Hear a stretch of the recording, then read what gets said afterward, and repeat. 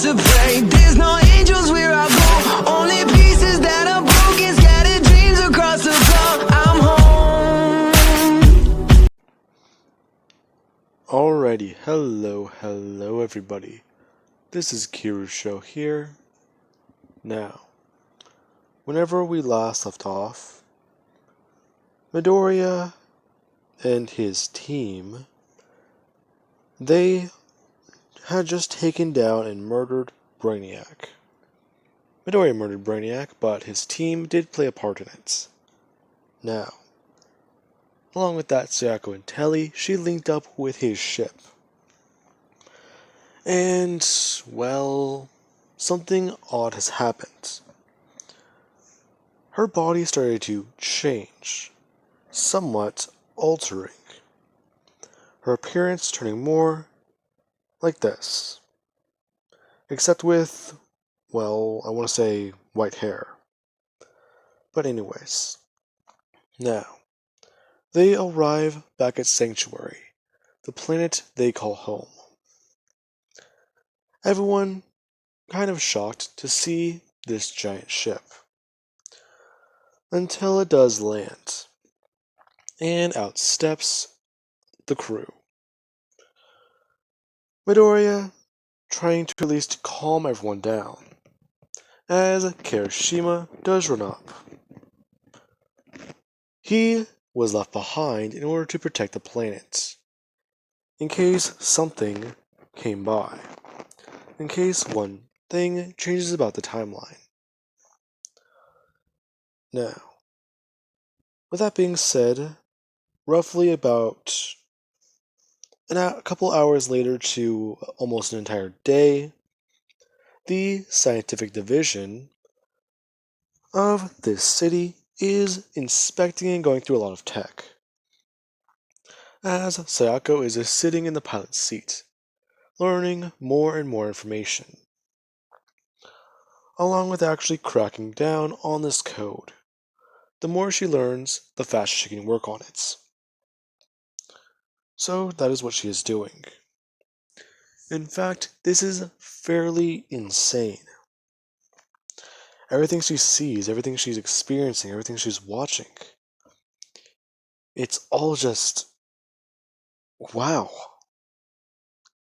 Now, while she is doing that, let us cut over to Sophie, the adult superwoman.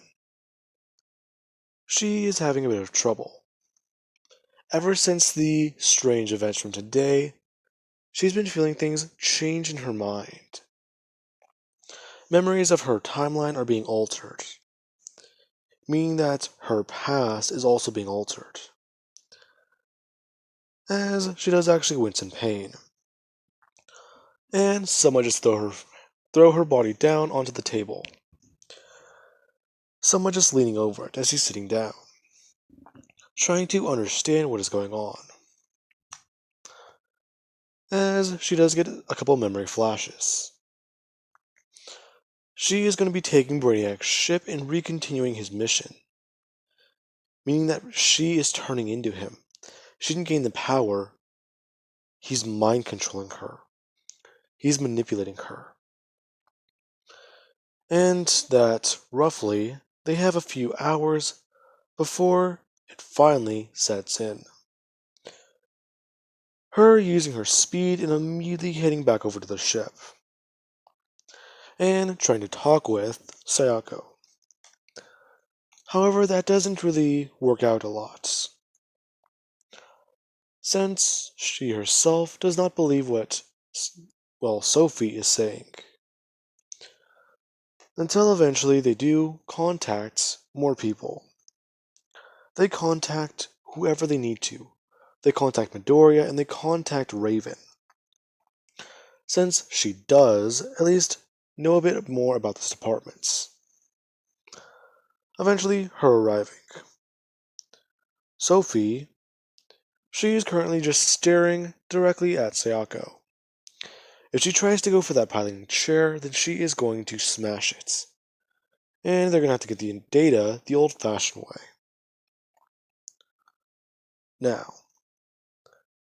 after well, a lot of talking, eventually Raven does get into her head. Now, after Raven does get into her head, she does actually inspect it, finding out that Sophie was telling the truth, and that, apparently, Brainiac has that code directly linked to his system. His ship will find a way to bring him back, be it biologically or through technology, as they do at least wipe out the Brainiac code inside of her mind, since it was dormant. In a few hours her mind would have processed enough information for the code to be activated. Now, since she was at a lower intelligence, if it activated around there, it would have lobotomized her, scrambling her brain into a million different pieces with the amount of data inside it, Brainiac's mind. Imagine, like, stuffing a library onto, like, I'm talking about like a ginormous, like, library. Try stuffing all that information into a shoebox. It would be almost impossible. Well, theoretically, it is impossible. Unless you... I'm not going to get into the logic behind that. Anyways, now, after that's all done, Sayako does at least return back to normal bits. She is very curious about all this technology, and everything she has learned up to this point.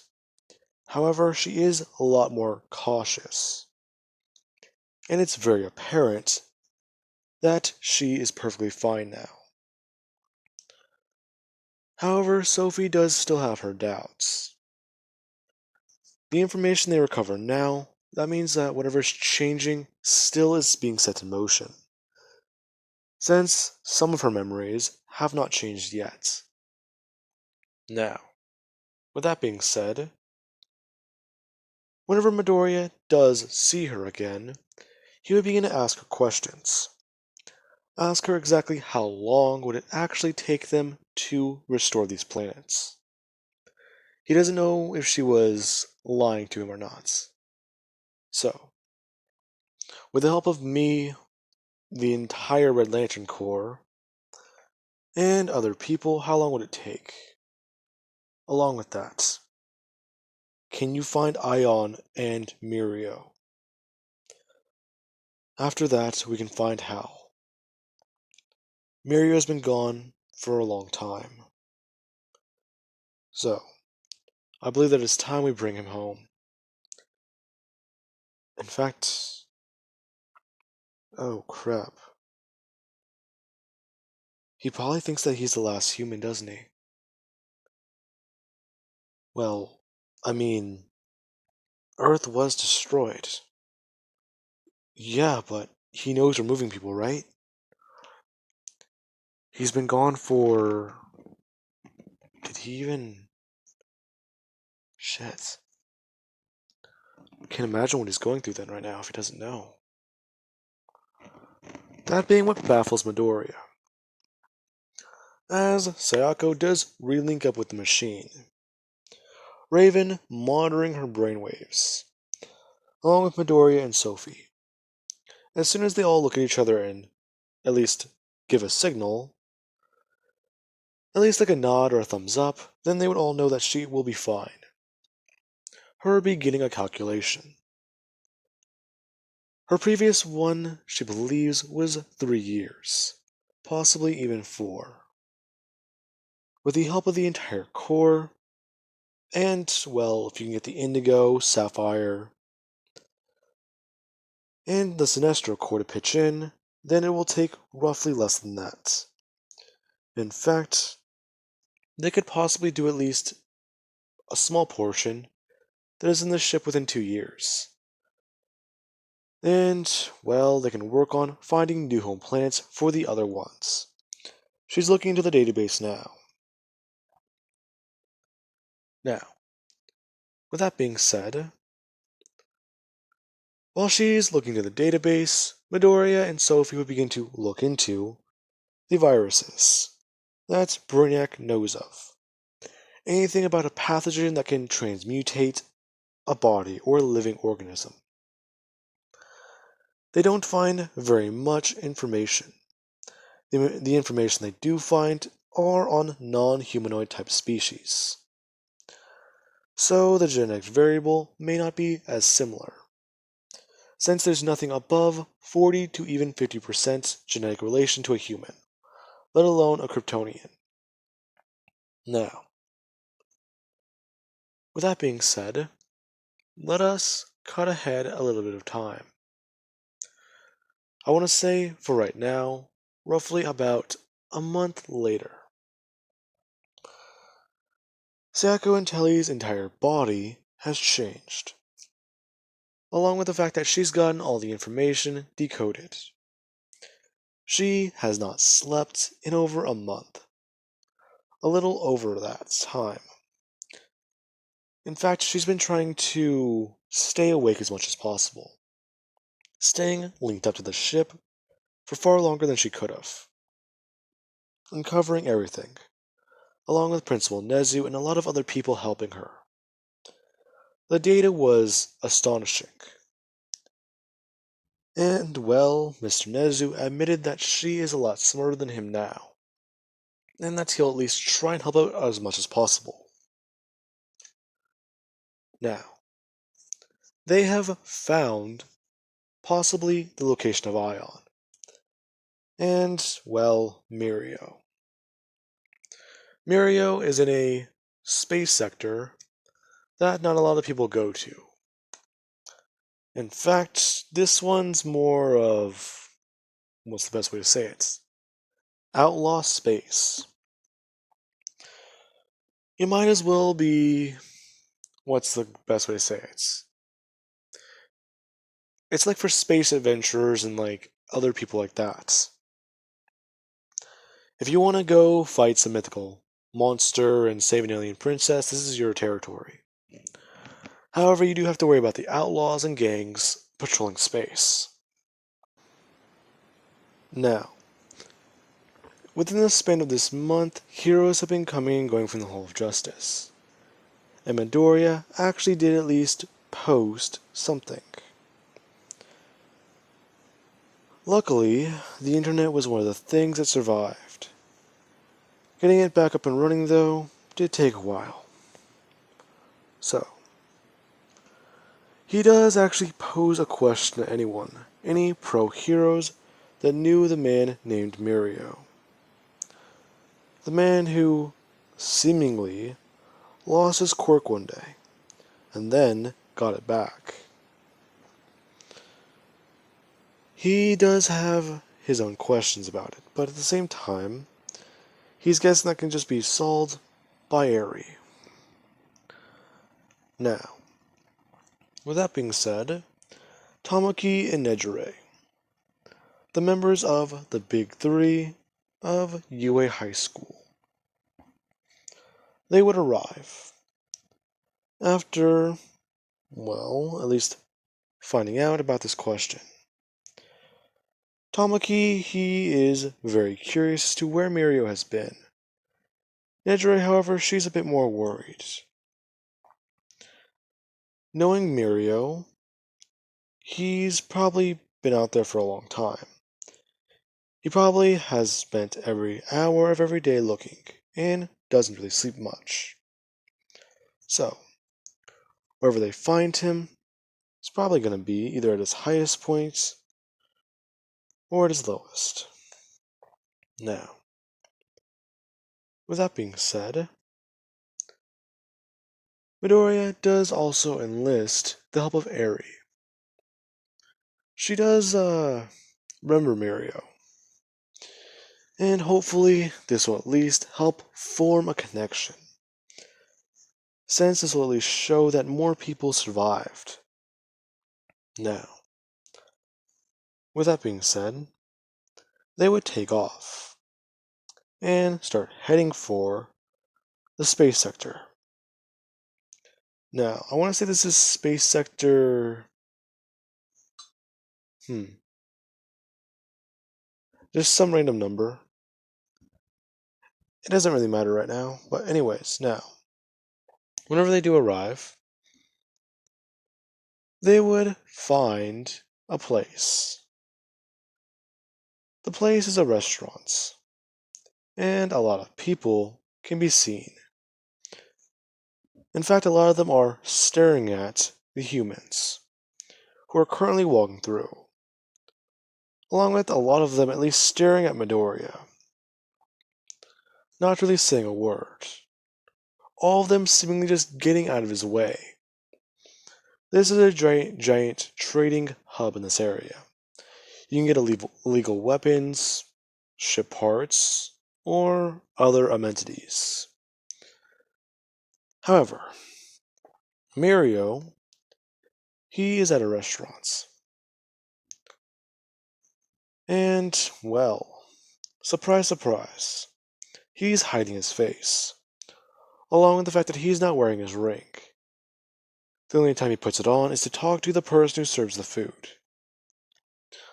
He is trying to keep his head down, as Midoriya does walk in and look around the building. A lot of people immediately looking up at him, as a lot of them do at least almost piss themselves. One of the symbols he has on his chest, that is the symbol of Superman, along with that color uniform. He's a lantern, isn't he? Not like anyone they've ever seen. Then there's that young girl with him. She's wearing the symbol of Umbrax, the symbol of destruction. However, they're guessing that that guy is Umbrax, as Midoriya walks over to a table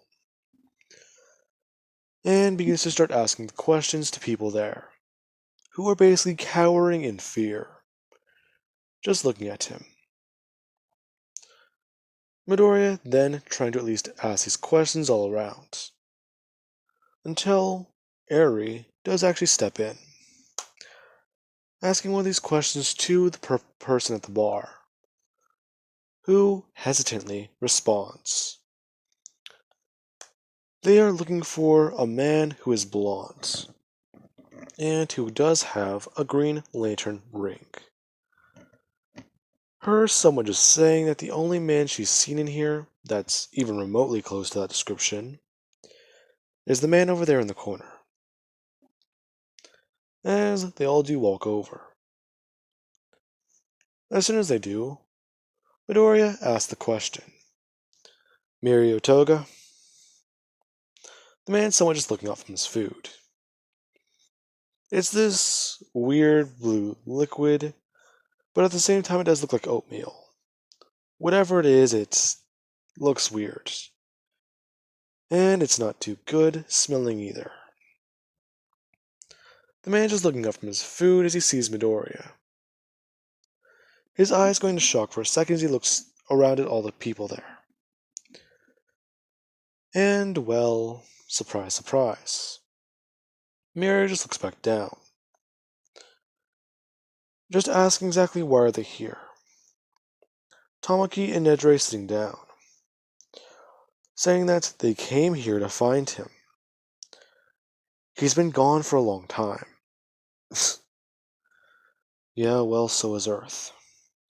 So, how many of you guys survived? Well, actually a lot of us. A lot, huh? Funny.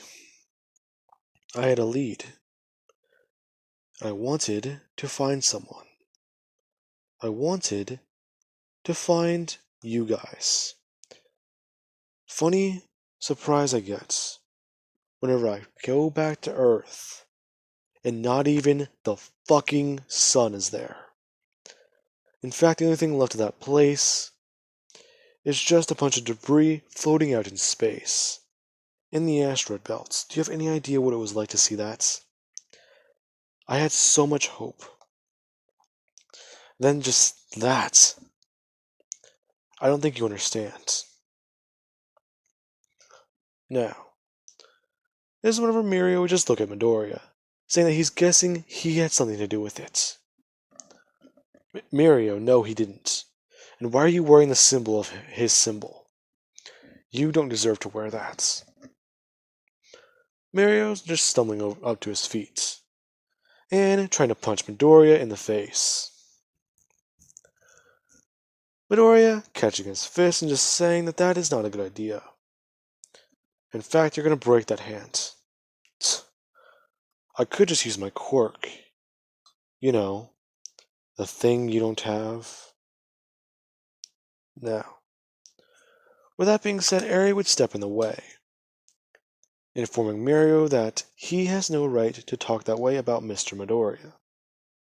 Tuh. Long time no see, Eri. I see that you're involved in this too now. So, I will at least talk to you. You, though, I'm not on good terms with. I know about the Justice League, everything you've done. But Mirio, it's fine. No, I don't want to hear it.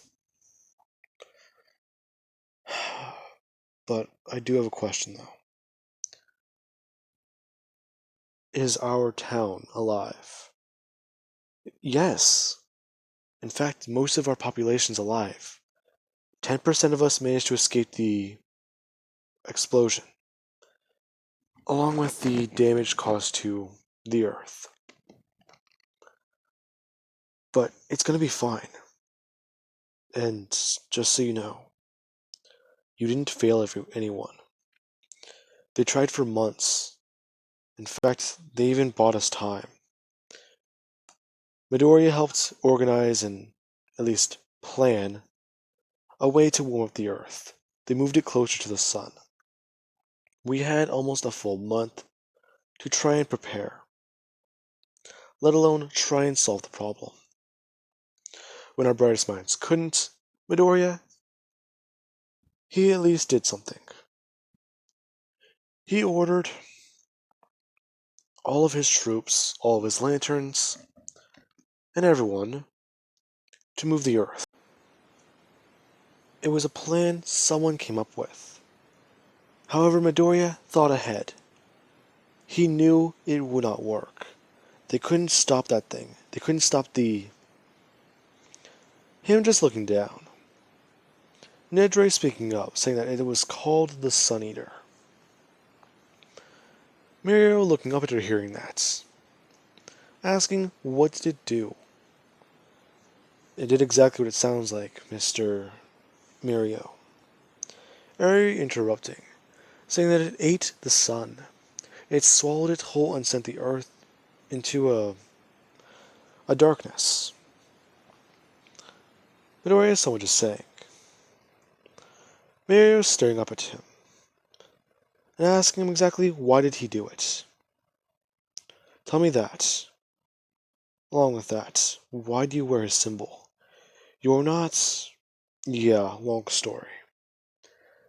I did it because I wanted to save people. And the reason why I wear this symbol now is because I'm kind of the only person who can.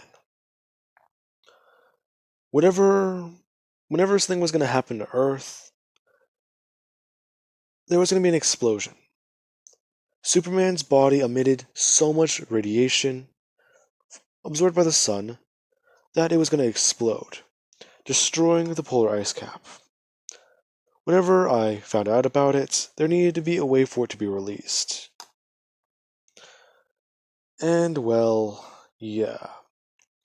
The robot kind of knew I could absorb it. There was a small chance I could have died. Actually, a very big chance. Now I'm trying to think about it properly. But I did it. You know me, Mirio. I was a hero who died in the line of duty. Then I got a chance to come back. Besides, I know you. You and I aren't so different. Really then, what makes you say that? Because we're looking for Hal Jordan.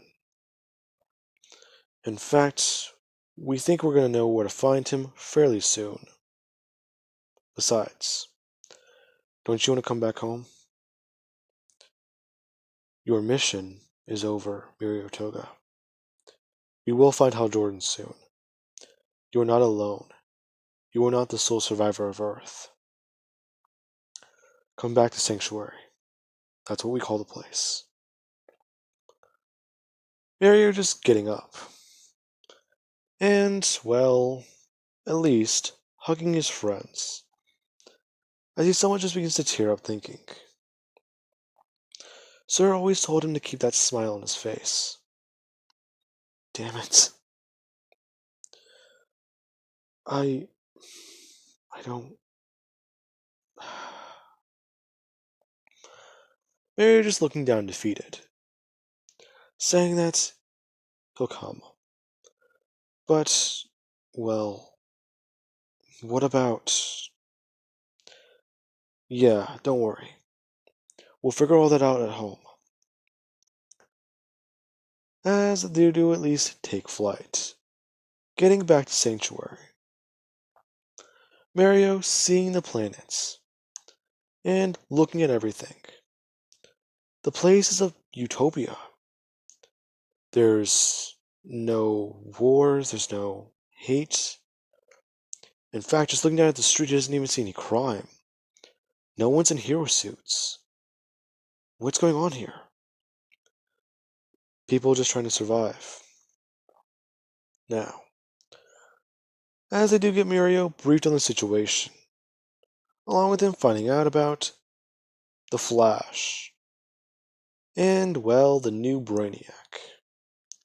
Shocked and surprised, but hey, he kinda wasn't expecting them either. As he does actually talk with and spend some time with his friends. Now, I do believe that that will be a good point to leave this off of. And I do hope you guys enjoyed.